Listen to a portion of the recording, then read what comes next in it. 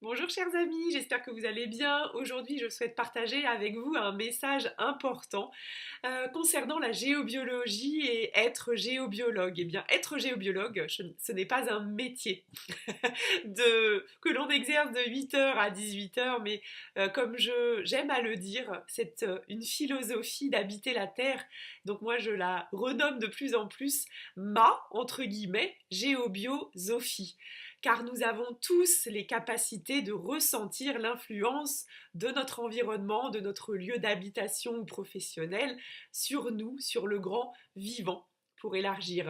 Et il est important aujourd'hui que l'humain reprenne cette autonomie, reprenne cette conscience de ne pas se sentir séparé, dissocié de son lieu, mais bien faisant partie intégrante de la Terre, de son environnement et de son lieu de vie. Alors, si vous êtes ici, c'est que la géobiologie vous intéresse et j'ai une bonne nouvelle pour vous, c'est que tout le monde est géobiologue. Et cette volonté aussi, ici sur cette chaîne, et des cours en particulier, c'est de transmettre des outils, transmettre de la connaissance par l'expérience. Effectivement, il n'y a rien de mieux que d'expérimenter et c'est ce que je vous invite à faire au-delà des cours et au-delà des cercles de pratique et des stages, car c'est reprendre cette souveraineté pour ne pas laisser ce pouvoir à l'extérieur, mais bien être conscient, bien être impliqué dans comment je nourris mon lieu, comment mon lieu me nourrit et comment je peux interagir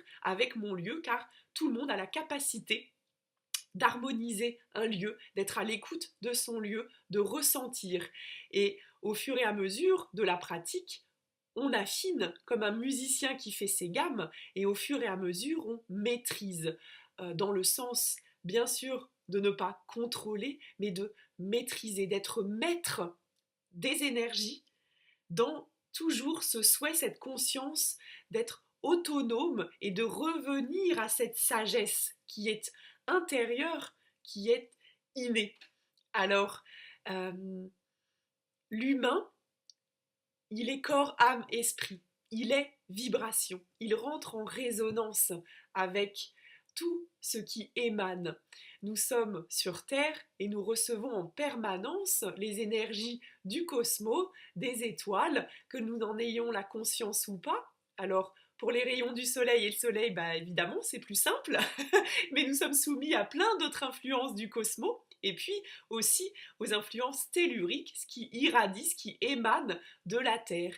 Et nous sommes en fait le pont entre ces énergies et tout microcosme, macrocosme, eh bien tout à l'intérieur de moi va vibrer, va rentrer en résonance, en syntonie avec ces influences et avec les influences de mon environnement, de mon lieu. Et c'est important, cette conscience euh, que je suis en capacité d'être avec mon lieu, à l'écoute de mon lieu. Et d'ailleurs, beaucoup de peuples premiers, de civilisations qui avaient cette conscience, eh bien, écoutaient un lieu, ressentaient, se mettaient en lien avec les éléments, avec la terre-mère, avec le Père ciel, avec l'eau, la terre, l'air et le feu, et observaient.